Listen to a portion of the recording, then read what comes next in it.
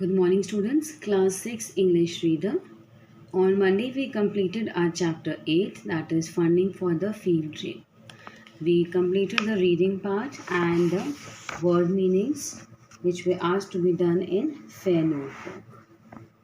Now, moving on to the book exercise, let's have a look. The first question A, that is choose the most suitable options. Okay, so here are the answers. I have circled them. According to the book, we need to read out and choose the correct option according to the given question.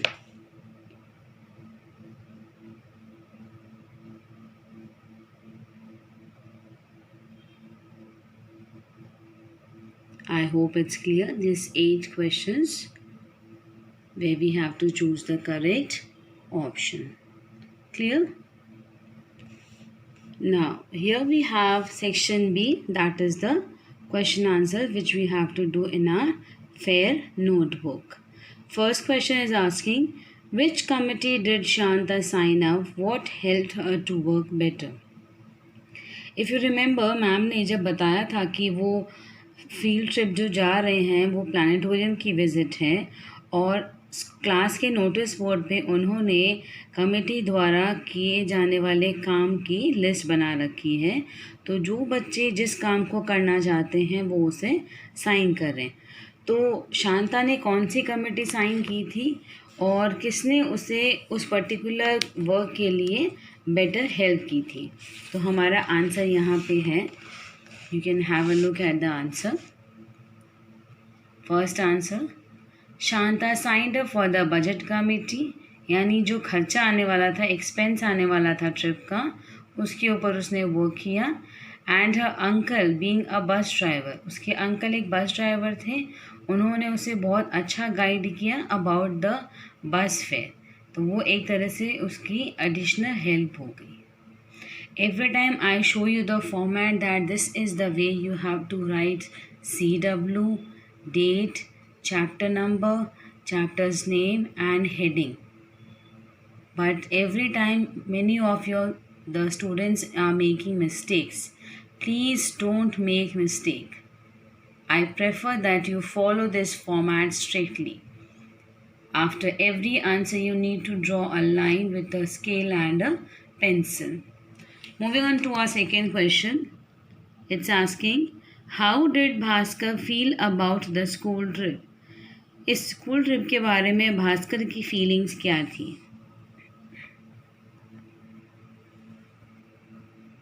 Bhaskar was neither excited nor he felt good, as he was aware of the fact that his parents could not afford to pay the fee for the trip. Bhaskar ना ही excited था और ना उसे अच्छा feel हो रहा था, क्योंकि वो इस बात से वाकिफ़ था, यानी इस फैक्ट से अवेयर था कि उसके पेरेंट्स इस पर्टिकुलर ट्रिप के लिए जो फ़ी है वो अफोर्ड नहीं कर सकते. सेक्शन 3 में एक लाइन ली गई है चैप्टर से, if we had known this weeks ago we would not have felt so despondent. ये वो लाइन है जब लास्ट में भास्कर और शांता को पता चलता है कि वो भी फील्ड ट्रिप के लिए जा रहे हैं. इससे रिलेटेड 3 क्वेश्चन पूछे गए हैं. फर्स्ट है, what does this mean here, यानी यहाँ पे जिस सेंटेंस में जो वर्ड है दिस, इसका मतलब क्या है? इसका आंसर है, this means Shanta and Bhaskar were joining the trip. Second question is asking us, should the teacher have told them earlier, क्या टीचर को उन्हें ये पहले बता देना चाहिए था? आंसर है, yes, because in that case they wouldn't have been so sad at all for the while. हाँ, मैम को उन्हें बता देना चाहिए था, क्योंकि इतने टाइम तक जो वो सैड फील कर रहे थे ऐसा नहीं होता, वो भी बाकी बच्चों की तरह हैप्पी फील करते. थर्ड क्वेश्चन था, why do you think she didn't, आपको ऐसा क्यों लगता है कि मैम ने ऐसा क्यों नहीं किया होगा? The teacher needed the time to ensure the extra funding for them, यानी टीचर ये इंश्योर करना चाह रही थी कि जो मेल उन्होंने पेरेंट्स के साथ डिस्कस किया था उसके अकॉर्डिंग क्या वो एक्स्ट्रा फंड इकट्ठा हो जाएगा सो दैट भास्कर और शांता भी उस ट्रिप में जा सकते थे। सो इसीलिए मैम ने पहले डिस्कस नहीं किया और उन्हें इन्फॉर्म नहीं किया। यू हैव सीन कि मैंने यहाँ पे सिर्फ ए मेंशन किया है। इसका मतलब जिस तरह से हम ये सेम फर्स्ट और सेकंड क्वेश्चन आंसर्स कर रहे हैं या प्रीवियसली हमने किया है, आप भी ए के बाद आंसर ए करेंगे, इसके बाद एक लाइन ड्रॉ करके और एक लाइन छोड़कर आप क्वेश्चन बी लिखेंगे, उसके बाद आंसर बी और सिमिलर वे में क्वेश्चन सी और फिर आंसर सी मेंशन करेंगे। Moving on to question number 4. Now let's have a look what the question is asking us. Both Shanta and Bhaskar did not expect to go on the trip. What is the difference between how each of them responded to it? दोनों ने ही expect नहीं किया था कि वो trip पे जा सके थे, फिर भी उन दोनों ने किस तरह से इस क्लास जो ट्रिप थी, क्लास ऑर्गेनाइज हो रही थी, उसमें किस तरह से रिस्पॉन्स किया अलग अलग वे में। शांता न्यू के NEW होगा new, she couldn't join the trip yet she volunteer to make the budget. Shanta को पता था कि वो ट्रिप में नहीं जा रही हैं, फिर भी उसने बजट बनाने में पार्टिसिपेट किया।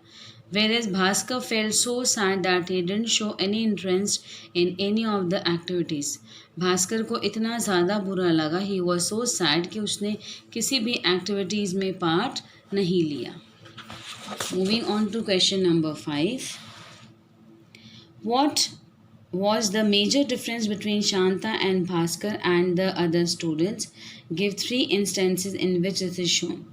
हमें 3 ऐसे एग्जाम्पल्स बताने हैं जो हमें बताएंगे कि बाकी बच्चों में और शांता और भास्कर में क्या डिफरेंसेस थे। दो Bhaskar and Shanta parents way poor. Bhaskar और शांता के पेरेंट्स पुअर थे, इसीलिए दे कुडंट पे द ट्रिप फी, वो जो ट्रिप की फ़ी थी उसे पे नहीं कर पाए। They didn't had computer at home, उनके घर पे कंप्यूटर नहीं था। Their teacher requested other parents to fund for the trip through an email, यानी एक ईमेल के थ्रू उनकी टीचर ने उनके लिए फ़ंड की रिक्वेस्ट की बाकी पेरेंट्स से, और तो किसी के लिए मैम ने नहीं किया था, इन 2 बच्चों के लिए ही मैम ने रिक्वेस्ट की थी बाकी पेरेंट्स से। Question number 6 we have here. What 2 instances show these differences did not matter to the students? वो 2 एग्जाम्पल जिससे आपको ये समझ में आए कि बच्चों में इन बातों का कोई फ़र्क नहीं पड़ रहा था कि कौन अमीर है या कौन गरीब है। बच्चों को इन सब चीज़ों से कोई मतलब नहीं था। Bhaskar didn't had paint and his friend lent hers. Bhaskar के जब पेंट्स नहीं थे तो उसके फ्रेंड ने उसे पेंट्स दे दिए as an helping hand. Another side one of the student ensured Shanta that he would take out the printouts of the whole project. दूसरी तरफ शांता के एक फ्रेंड ने उसे प्रॉमिस किया, इंश्योर किया कि जितने भी प्रिंट आउट्स रिक्वायर्ड है इस प्रोजेक्ट के लिए मैं उन सब के प्रिंट्स निकाल दूंगा। That means this was a great help. यानी यहाँ आप समझ सकते हैं कि बाकी बच्चों को फ़र्क नहीं पड़ रहा था कि भास्कर और शांता जो पुअर थे इस ट्रिप में नहीं जा सक रहे थे या वॉटेवर। जिस तरह से हमने समझा कि मैम ने पेरेंट्स से रिक्वेस्ट की थी कि वो ये जो बात है फंडिंग वाली वो अपने बच्चों के साथ डिस्कस ना करे, क्योंकि अगर शायद वो डिस्कस करती तो जो शांता और भास्कर है उन्हें अपनी क्लास के सामने बहुत बुरा फील होता कि उनके लिए कोई चैरिटी कर रहा है। नाउ पेज नंबर 63 में एक्सरसाइज ए है जहाँ पे match the words and phrases with their meanings. यहाँ पे जो फ्रेजेस दिए हुए हैं उन्हें हमें अपनी मीनिंग के साथ मैच करना है। अभी हमने रिसेंट में जो वर्ब चैप्टर्स हैं या उसमें हम फ्रेजल वर्ब्स पढ़ेंगे, ये उसी तरह से हैं।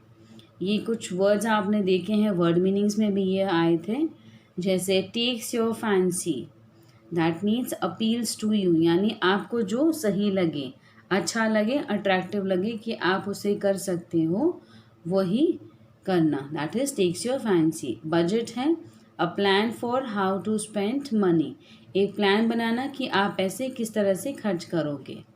Handicap and a barrier and obstacle, यानी कोई भी हम काम कर रहे हैं उसके बीच में कोई डिफ़िकल्टी आना, यानी कोई ऑब्स्टैकल आना, problem. Pitch in, join in, mountains of work, lot of work, scheduled, planned, be assured, no for certain, despondent, sad, not responding to situation with happiness, यानी रिस्पॉन्ड तो हो रहे हैं बट हैप्पीनेस के साथ नहीं। नाउ सेक्शन बी के जो ये 8 सेंटेंसेस हैं, हमें सेंटेंसेस को रीड करना है और इन्हें समझते हुए इनकी मीनिंग्स के अकॉर्डिंग ये जो फ्रेजेस हैं कॉलम ए, इन्हें हमें इन सेंटेंसेस में फिल करने हैं। आप ध्यान से सुनिए, आपको ये वाले जो कॉलम ए के वर्ड्स एंड फ्रेजेस हैं वो इन सेंटेंसेस में फिल करने हैं। If we don't make a dash we might over spend, यानी अगर हम बजट नहीं बनाएंगे तो हम ज़्यादा खर्च कर लेंगे। I can't play after school today, I have mountains of work to finish before Friday, आज मैं स्कूल के बाद नहीं खेल सकता क्योंकि मुझे फ्राइडे से पहले ढेर सारा होमवर्क कंप्लीट करना है, I have a lot of work. So आपने देखा कि ये जो फ्रेजेस एंड वर्ड्स हैं इनकी मीनिंग को अंडरस्टैंड करते हुए हमने इन सेंटेंसेस के अकॉर्डिंग जो words and phrases most suitable हैं वो यहाँ ब्लैंक्स में लिखे हैं। Okay, clear? सो आप देख सकते हो, दीज आर योर आंसर्स